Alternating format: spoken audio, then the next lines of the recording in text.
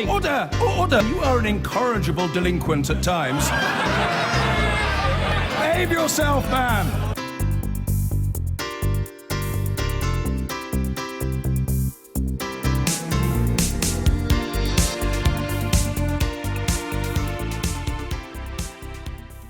Some of the most haunting images of the refugee crisis have been still photographs.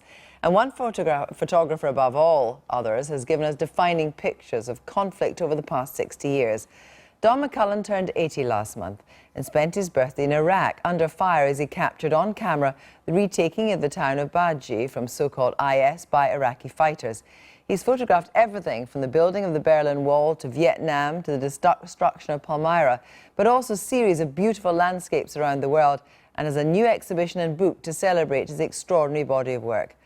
Evan went to meet him and asked him whether his view of his own work had changed. Well, I feel slightly defeated by the work I've done in the past, because I thought that, you know, I used to get right up close to things and show people how terrible it was to see a child starving to death, or a man with half his jaw missing and legs missing. And I thought, I'm going to make sure that people look at my photographs and they're going to understand what the real price of war is, thinking that that may have changed the society, but I'm afraid to say it hasn't really. You have doubts about the efficacy?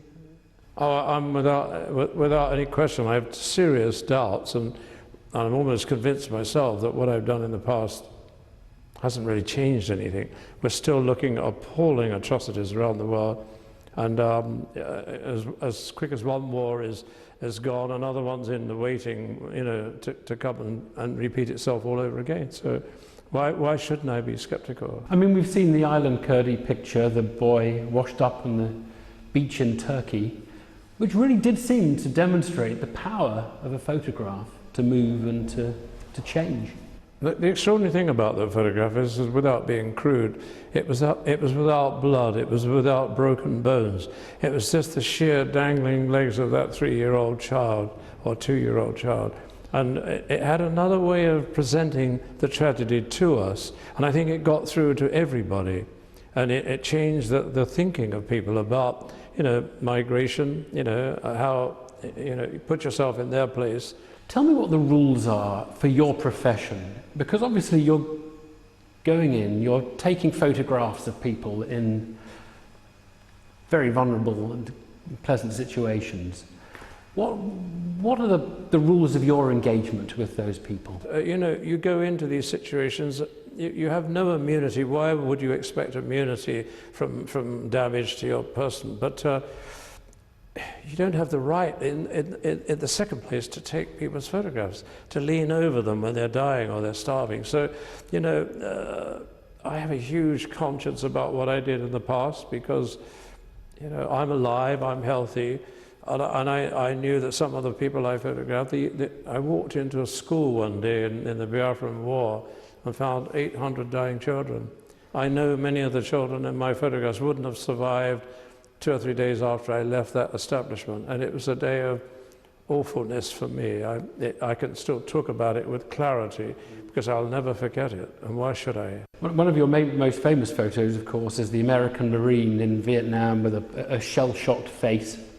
It's actually the cover of the book that of your photos now available. Do you know the man? I mean, is he a person to you? Do you know his name? Have you ever been able to stay in touch with him? Does he know his photo has reached such prominence? I only knew him for those moments. I took 5 frames of him. But, you know, he was a soldier, he was a human being. We have to take that into account. But compared with the civilian casualties that bear the brunt of wars these days, who nobody helps, nobody cares about, they're always the last to be informed that, you know, tragedy is coming to destroy their homes or kill their relatives. So that soldier would have been taken care of by the internal military system. My biggest fear about that photograph is become a bit of an icon. And that's not what I set out to do when I go to get information and bring you back information. Basically, I'm really the carrier pigeon, really. The public, if we're honest, and I'm guessing this because I see what the public buy and what the press give them, are more interested in looking at pictures of life's victors, if you like, rather than life's victims. This is my biggest contention in life is that we show more interest, as you wisely said, the victors, the winners, the people who make the big money, the good-looking people, you know, this kind of narcissism that's now crept into our society. And I suppose you have to blame the proprietors who sell these newspapers and magazines. You know, they really don't need to be trading in tragedy in their lives. It gives them a better ride too. They'd much prefer to make money and make it all seem rather sanitized and jolly and what a wonderful world we live in, which is a totally false picture, really. Are you someone who feels the world is empowered by digital technology and the smartphone that takes pictures? There's more communication than we've ever dreamed of, but is it communicating anymore with us? I very much doubt it. Are we being fooled by what we're seeing, what we're receiving? Are we on the right kind of wavelengths of this communication? I suspect we're not. I'm not saying this because I feel that my photographic work has failed where, you know, it should have gone, because I'm still holding out. Don McCullin, thank you. I've been